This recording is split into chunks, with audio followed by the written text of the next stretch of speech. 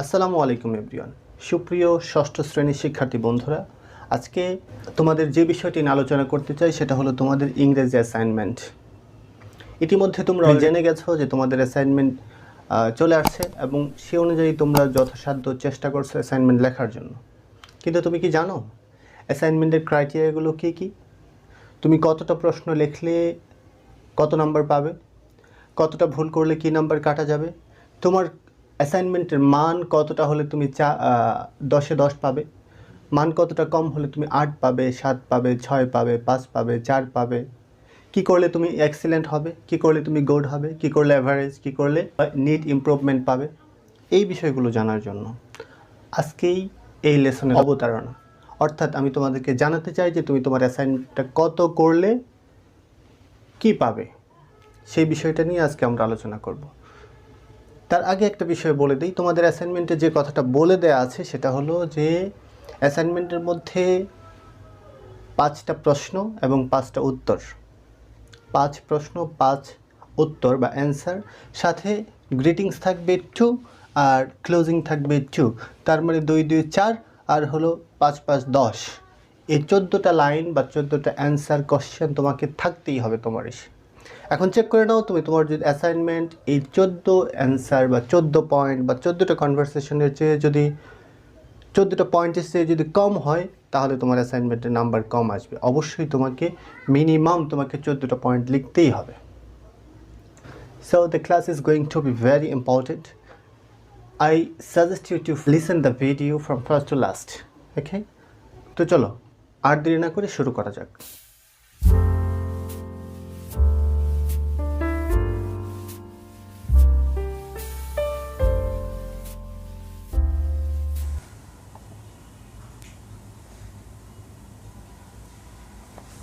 এটা হলো তোমাদের প্রথম অ্যাসাইনমেন্ট, 1 নম্বর অ্যাসাইনমেন্ট। এর টাইটেল দেওয়া আছে, তোমরা দেখতে পাচ্ছ, আ conversation with a doctor about sickness, অসুস্থতা সম্পর্কে ডক্টরের সাথে কথোপকথন। এখানে তোমাদের লাভ কী বা তোমাদের কী উপকার হবে এটা লেখার পরে সেটা আমরা একটু দেখি। এখানে দিয়েছে যেটা লার্নিং আউটকাম,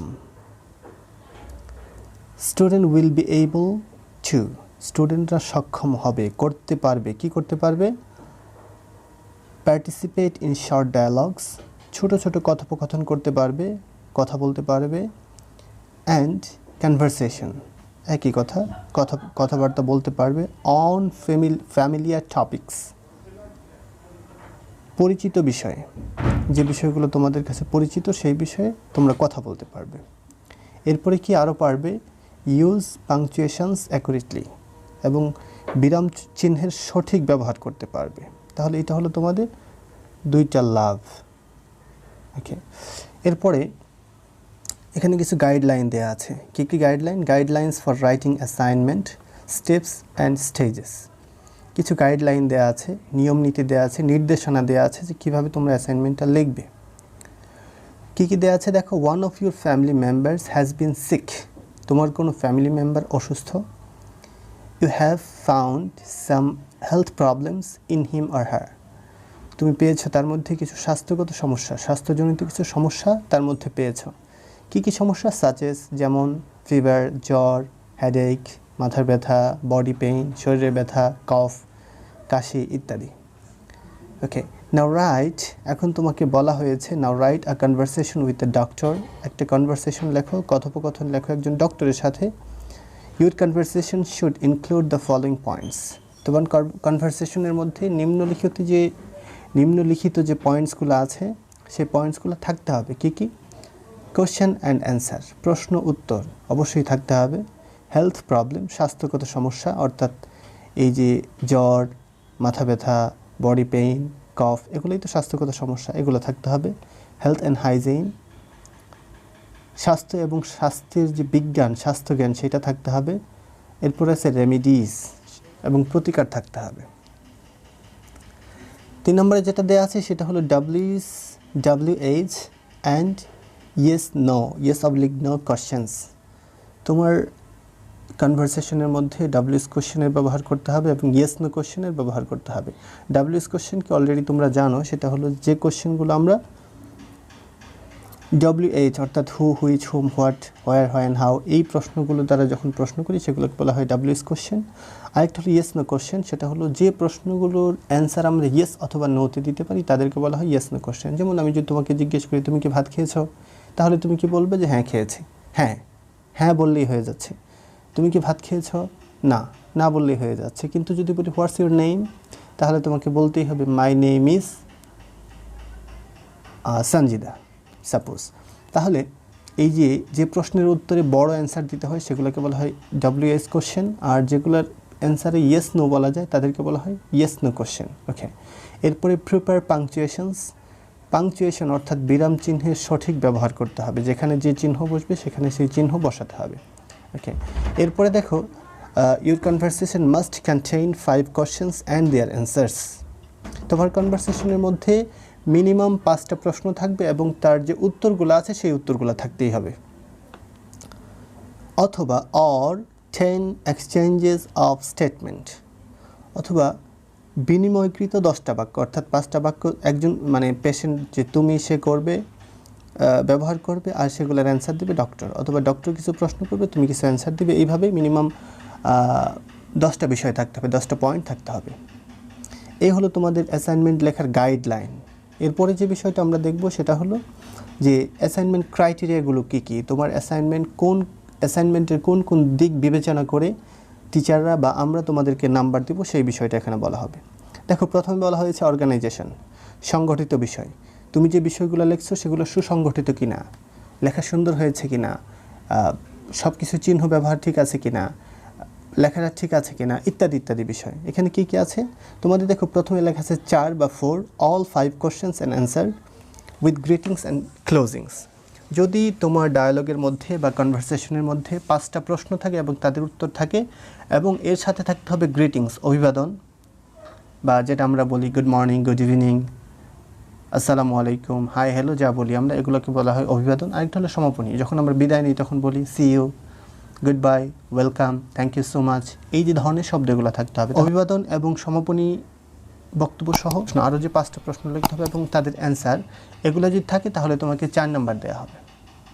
এরপরে আছে 3 লেখা 3, এখানে আছে 4 questions answer with greetings and closing, শুভেচ্ছা এবং সমাপনী সহ 4টি প্রশ্নের উত্তর যদি তুমি দিতে পারো, অর্থাৎ 4টা প্রশ্ন এবং 4টা উত্তর যদি দিতে পারো তাহলে তোমাকে দেওয়া হবে 3 নাম্বার।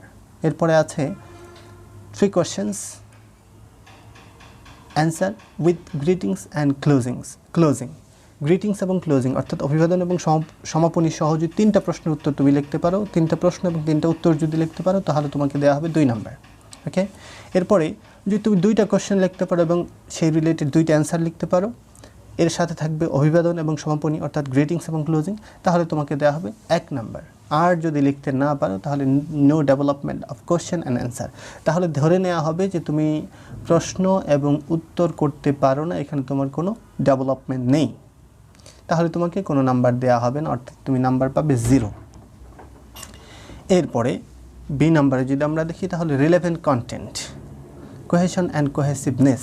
এখানে বলা আছে যে প্রাসঙ্গিক বিষয় তোমাকে লিখতে দেওয়া হয়েছে ডক্টর অ্যান্ড পেশেন্ট, তুমি গল্প করলে সেই তাজমহলের অথবা টুইন টাওয়ারে, এরকম বিষয়টা না, রিলেভেন্ট হতে হবে। যে বিষয় তোমাকে দেওয়া হয়েছে ঠিক সেই বিষয় তোমাকে লিখতে হবে। অন্য কোনো বিষয় অবতারণা করলে তাহলে তোমার সেটাকে ধরে নেওয়া হবে যে তোমার কন্টেন্টটা সঠিক নেই। তাহলে প্রাসঙ্গিক বিষয়বস্তু থাকতে হবে এবং তাদের মধ্যে কোহেশন এবং কোহেসিভনেস অর্থাৎ সংহতি এবং সমন্বয় থাকতে হবে, মিল থাকতে হবে। ওকে, এরপরে দেখো the content are meaningful and relevant, বিষয়বস্তু অর্থবহ হতে হবে এবং প্রাসঙ্গিক হতে হবে, একই কথা বলছে। যদি তোমার বিষয়বস্তু অর্থবহ এবং প্রাসঙ্গিক হয় পুরোপুরি তাহলে তোমাকে 4 নাম্বার। এরপরে দেওয়া আছে the content are mostly meaningful and relevant, অধিকাংশ যদি কি হয়, বেশিরভাগই যদি অর্থপূর্ণ হয় এবং প্রাসঙ্গিক হয় তোমার বিষয়বস্তুর, তাহলে সেখানে তোমাদেরকে দেওয়া হবে 3 নাম্বার। ওকে, এরপরে some contents are meaningful and relevant with some errors, তুমি যা লিখেছো তার কিছু বিষয়বস্তু আছে অর্থবহ এবং কিছু ত্রুটিপূর্ণ, এরকম যদি থাকে তাহলে তোমাকে দেওয়া হবে 2 নাম্বার। ওকে, এরপরে দেখো the contents are rarely meaningful, খুব কমই হয়েছে বিষয়বস্তু, খুব কমই অর্থবহ হয়েছে এবং অনেক ত্রুটি আছে তোমার প্রাসঙ্গিকতার মধ্যে, অনেক ভুল আছে, যদি এরকম থাকে তাহলে তোমাকে দেওয়া হবে 1 নাম্বার। আর যদি নো কন্টেন্ট ইজ কভার, যদি কোনো কিছুই না লেখো তাহলে তোমাকে ধরে নেওয়া হবে তোমার কোনো নাম্বার পাওয়ার যোগ্যতা নেই, সুতরাং তোমাকে দেওয়া হবে একটা বিগ 0। আশা করি এই বিষয়গুলো তোমরা বুঝতে পেরেছো। এরপরে যেটা দেওয়া আছে দেখো সি নাম্বারে, প্রপার ইউজ অফ ওয়ার্ডস, শব্দের সঠিক ব্যবহার। এক জায়গায় ব্যবহার হবে নাউন, সেখানে তুমি যদি অ্যাডজেক্টিভ ব্যবহার করে রাখো, অথবা যেই জায়গায় ব্যবহার হবে অ্যাডজেক্টিভ সেই জায়গায় যদি তুমি নাউন ব্যবহার করে রাখো, তাহলে অবশ্যই তোমার সঠিক শব্দের ব্যবহার হলো না। তার মানে যেখানে যে শব্দের ব্যবহার করতে হবে সেই শব্দেরই ব্যবহার করতে হবে, অন্য কোনো শব্দের ব্যবহার করা যাবে না। আচ্ছা, এখানে যদি তুমি কি 4 নাম্বার পেতে চাও এই বিষয়ে, তাহলে তোমাকে কি করতে হবে, words are used appropriately with the ability to make W S question and yes no question. তোমার যদি শব্দগুলো সঠিকভাবে ব্যবহার করার যোগ্যতা থাকে এবং তার দ্বারা তুমি যদি ডব্লিউএইচ এবং ইয়েস নো কোশ্চেন তৈরি করার যোগ্যতা থাকে, তাহলে তোমাকে দেওয়া হবে 4 নাম্বার। এরপরে দেওয়া আছে words are used appropriately in most cases.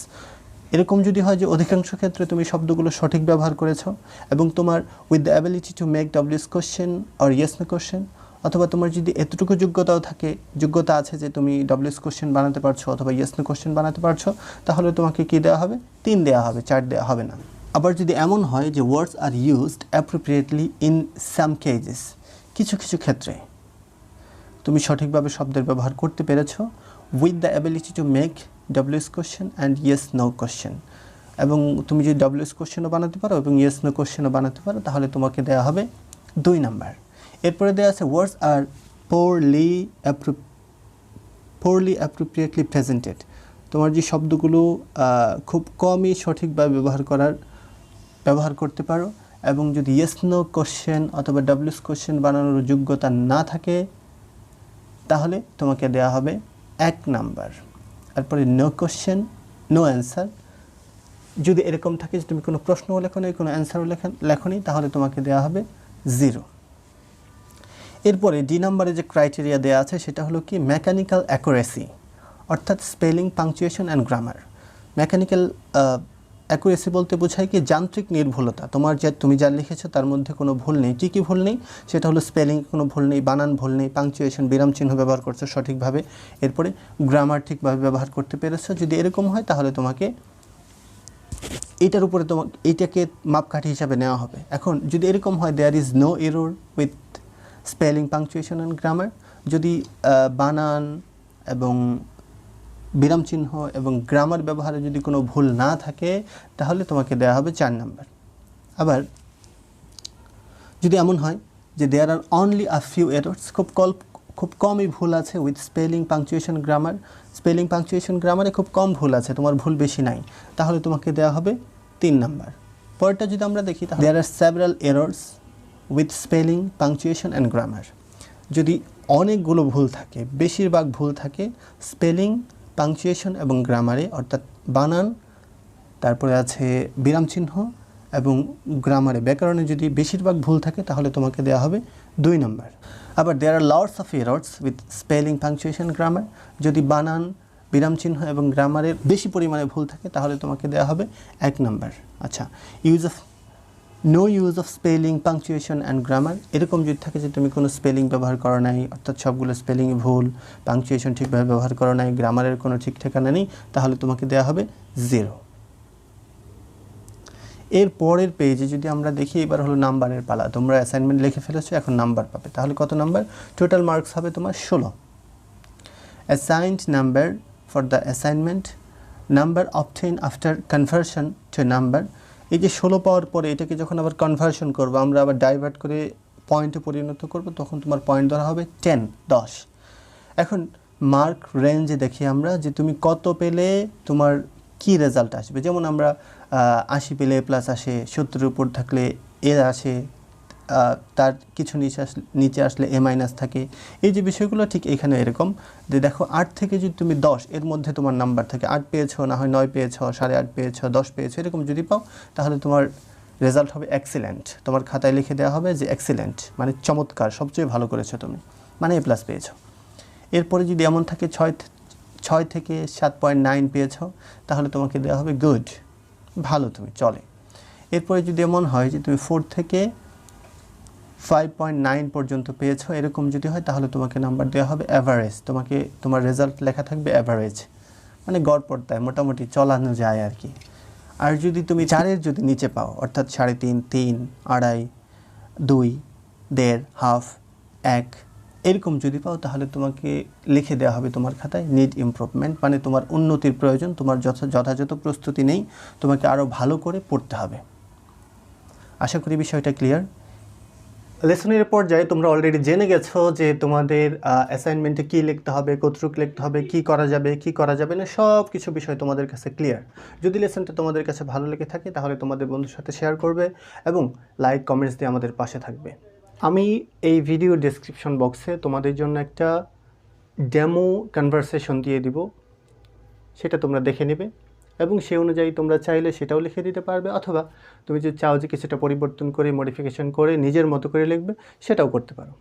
পরবর্তী লেসন দেখার জন্য অবশ্যই তোমরা চ্যানেলটাকে সাবস্ক্রাইব করে রাখবে এবং বেল আইকনটিতে প্রেস করে রাখবে, যাতে করে কোনো ভিডিও মিস হয়ে না যায়।